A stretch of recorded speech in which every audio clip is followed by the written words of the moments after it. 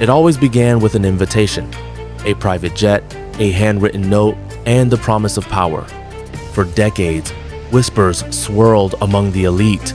There's a place off the coast of St. Thomas where the real deals are made. It wasn't in boardrooms or war rooms, but on Little St. Place. James, an island owned by a man more myth than mortal, Jeffrey Epstein. They called it Orgy Island. Others, more quietly, referred to it as the Devil's Chessboard. But no one talked about the temple. Atop a hill surrounded by palm trees and vultures, it stood, a cube-like structure striped blue and white, topped with a gold dome that shimmered under the Caribbean sun. Locals said it had no windows, only one reinforced door, barred from the outside. It was surrounded by statues of ancient gods, Poseidon, owls, seraphs, with blindfolded eyes. Construction workers were sworn to silence. Those who questioned the layout were fired or vanished back to the mainland. One contractor told his wife he'd seen a tunnel entrance under the temple. Not a basement, he whispered, a labyrinth. He died 3 weeks later in what police called a boating accident.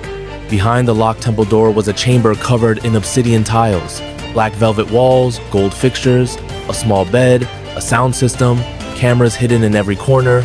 Rumors said it wasn't just a music room, it was a blackmail theater. Everyone who visited was watched, filmed, cataloged. A guest list existed, or so they said, a book with names of billionaires, royalty, scientists, and spies. Some came for pleasure, others were brought for leverage, and some were taken. More than anything, the island seemed to trap the forgotten.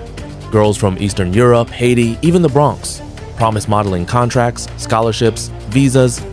They were flown in under fake names. They were never on the manifest. One survivor said the temple had no echo. The walls drank sound, she said. Another described a ritual room underground, where figures in masks read from Latin texts and played recordings backward at midnight. She said one girl never came back up the stairs. In 2019, when federal agents raided the island, they found something curious. A steel hatch hidden beneath the floor of the temple. What lay beneath was never released to the public. Some agents later reported being reassigned. Others went silent. One FBI agent, weeks before testifying, was found dead in his garage, suicide, they said. One leaked photo showed a corridor with scorched walls and the number 322 spray painted in red. A reference? Or a warning? On August 10, 2019, Jeffrey Epstein was found dead in his Manhattan jail cell. Officially, suicide. Unofficially, the silence of a man who knew too much.